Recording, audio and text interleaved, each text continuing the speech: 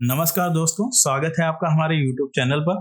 दोस्तों, आज हम बात करेंगे दुनिया की सबसे बड़ी डिजिटल लाइब्रेरी archive.org पर हुए एक खतरनाक DDoS बॉटनेट अटैक के बारे में। दोस्तों, यह वीडियो बहुत ही इंपॉर्टेंट होने वाला है।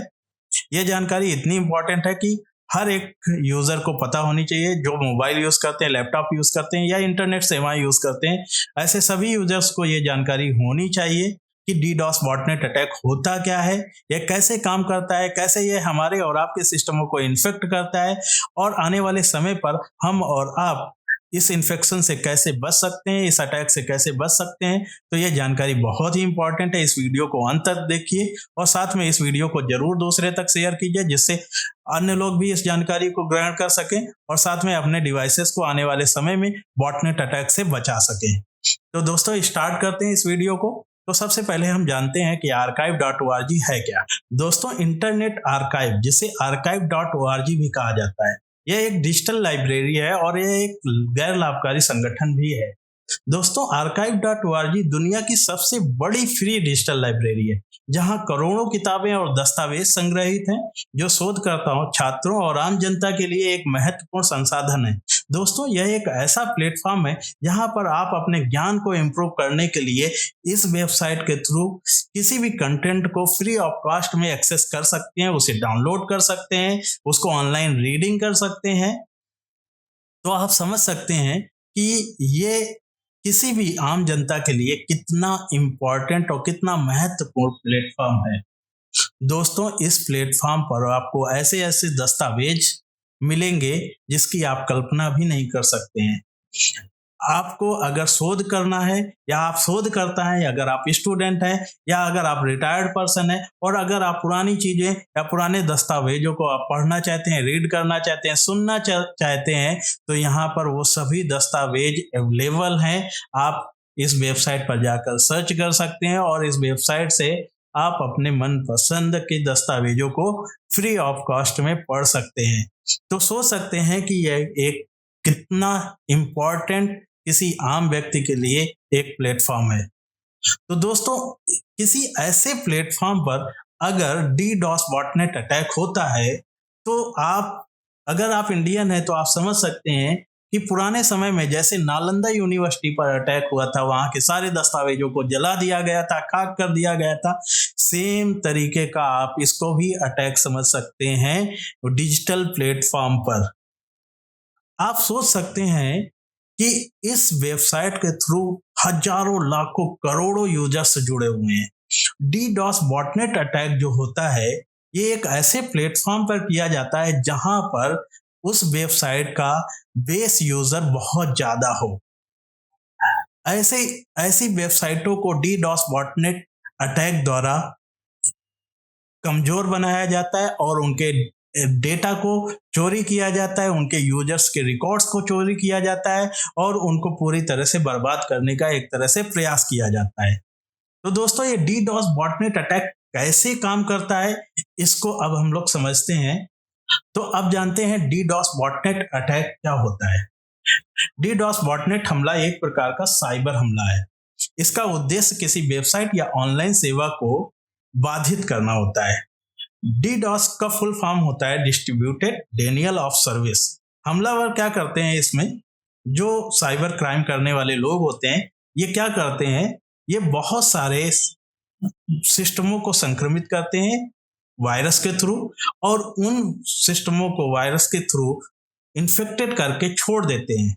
जरूरत आने पर वो पूरा एक नेटवर्क बना लेते हैं, जिसे हम बॉटनेट कहते हैं, और उस नेटवर्क के थ्रू उन सभी सिस्टम को जिसको उन्होंने पहले से इन्फेक्ट कर रखा है, उन सभी सिस्टम को वहीं से बैठे बैठे अपने सर्वर के थ्रू ये ऑपरेट करते हैं और इतना ज्यादा ट्रैफिक पर्टिकुलर वेबसाइट पर भेज देते हैं, पर्टिकुलर वेबसाइट पर इतनी ज्यादा रिक्वेस्ट भेज देते हैं कि आम जनता उस वेबसाइट से काफी दूर हो जाती है, उस वेबसाइट पर नहीं पहुंच सकती, सर्वर पर इतना ज्यादा लोड हो जाता है और वो वेबसाइट स्लो हो जाती है और धीरे धीरे वो वेबसाइट पूरी तरह से बंद हो जाती है। दोस्तों, ये हमला इस तरह से होता है। आइए हम लोग इस हमले को थोड़ा डिटेल में समझते हैं। तो दोस्तों, DDoS बॉटनेट अटैक कैसे काम करता है। एक साइबर क्राइम का जो बंदा होता है, एक हैकर होता है, आप लोग हैकर तो जानते ही होंगे। ये अपने सिस्टम के थ्रू मैसेज क्रिएट करते हैं, ठीक है। और हम यूजर जो होते हैं, हमारे यूजर के जो डिवाइसेस हैं, हम लोग जो हैं, ठीक है, हमारे जो डिवाइसेस होते हैं, ठीक है, हम लोग बॉट होते हैं, ठीक है। इनके लिए, ठीक है, इनके लिए हम लोग क्या है, हम लोग क्या है, बॉट, ठीक है। अब इंटरनेट की ये दुनिया है, तो इंटरनेट की दुनिया में ये लोग ऐसे मैसेजेस बनाते हैं जिनका हम शिकार होते हैं। ये जो मैसेज होते हैं वायरस से भरे हुए होते हैं, वायरस से भरे हुए होते हैं। ये जो मैसेज हो सकते हैं, ये किस फॉर्म में हो सकते हैं, ठीक है, जो कि हमारे सिस्टम तक पहुंचते हैं या हम उन तक पहुंचते हैं, ठीक है। कोई रिसर्च कर रहे हैं या कुछ भी कर रहे हैं, सर्च कर रहे हैं इंटरनेट पर जाकर, तो हम उन लिंक्स पर जाकर क्लिक करते हैं और क्लिक करने पे हम इस वायरस का शिकार हो जाते हैं, इन लिंक्स का शिकार हो जाते हैं, ठीक है। और हमें ये पता भी नहीं चलता है कि हमारे सिस्टम में वायरस कैसे चला गया, हमारे सिस्टम को वायरस ने कैसे इन्फेक्ट कर दिया, ठीक है। ये हमारे सिस्टम को तुरंत इन्फेक्ट करते हैं जैसे ही हम लोग इनकी लिंक्स पे क्लिक करते हैं। लिंक्स पे, ठीक है, लिंक्स हो सकते हैं या फिर सॉफ्टवेयर हो सकता है, ठीक है, इमेजेस हो सकती हैं, ओके, या इनकी वेबसाइट पे जाते ही, ठीक है, ये हमला बोलना स्टार्ट कर देते हैं, ठीक है, हमारे सिस्टम में ये घुसना चालू कर देते हैं और हमारे सिस्टम को पूरी तरह से ये इन्फेक्ट कर देते हैं। आखिर इन्फेक्ट करने के बाद होता क्या है, इनका काम है कुछ नहीं, मॉनिटर करना, ठीक है। इनका काम है मॉनिटर करना उन सारे सिस्टमों को, लाखों करोड़ों सिस्टमों को ये इन्फेक्ट कर सकते हैं और उनकी एक पूरा सर्वर और एक पूरा बॉटनेट नेटवर्क तैयार कर सकते हैं, ठीक है।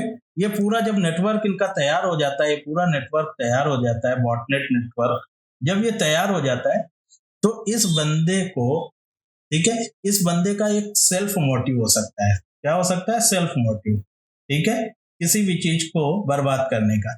या फिर क्या हो सकता है कि गैर सरकारी संस्थान जो हैं, गैर सरकारी संस्थान जो हैं, ठीक है, गैर सरकारी या सरकारी संस्थान जो हैं, ठीक है, इससे संपर्क करती हैं। किस लिए संपर्क करेंगी, पर्टिकुलर प्लेटफॉर्म को बर्बाद करने का, ठीक है, लाइक archive.org, ठीक है, ठीक है। अब पर्टिकुलर ये जो संस्थाएं हैं, इससे इन्होंने संपर्क किया, ठीक है, इस पे हमला बोलने, तो इसने क्या किया कि यहीं से कंट्रोलिंग इनके, हमारे और आपके सिस्टम में इनका वायरस इनबिल्ड हो चुका है, तो यहीं से ये अब हमारे और आपके सिस्टम को, ठीक है, ऑपरेट करते हैं और यहाँ पर सिग्नल भेजना स्टार्ट करते हैं, पर्टिकुलर वेबसाइट पर रिक्वेस्ट भेजना स्टार्ट करते हैं। इस इस इस पर पर्टिकुलर वेबसाइट पर जब हजारों लाखों करोड़ों की तादाद में, ठीक है, सिग्नल आना स्टार्ट हो जाता है, तो ये वेबसाइट हमारी क्या हो जाती है, डाउन पड़ जाती है। तो यूं कहें कि archive.org का सिस्टम अगर तगड़ा नहीं है, अगर इन्होंने इसके बचाव के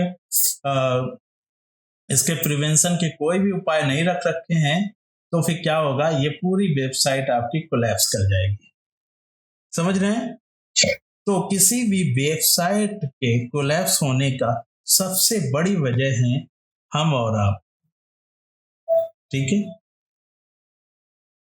सबसे बड़ी वजह है हम लोग, ओके।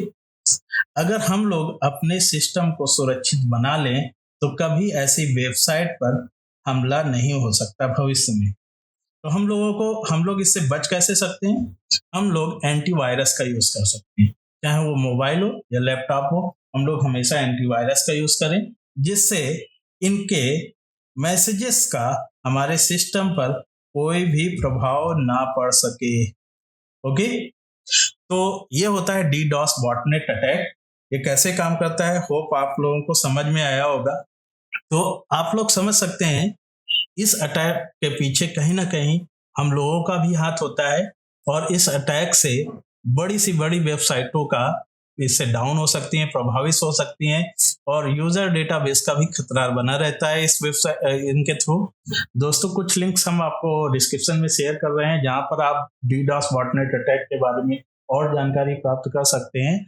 और दोस्तों इस अटैक से archive.org का 31 मिलियन यूजर डेटाबेस जो है ब्रीच हो चुका है, ऐसी इंफॉर्मेशन आ रही है। तो उम्मीद करते हैं कि यह डेटा जो है ब्रीच ना हुआ हो, के लिए आप वीडियो को शेयर कीजिए और जानकारी को दूसरे तक पहुंचाइए। दोस्तों अगर आप चैनल पर नए हैं तो चैनल को सब्सक्राइब करना ना भूलें अपकमिंग अपडेट्स के लिए।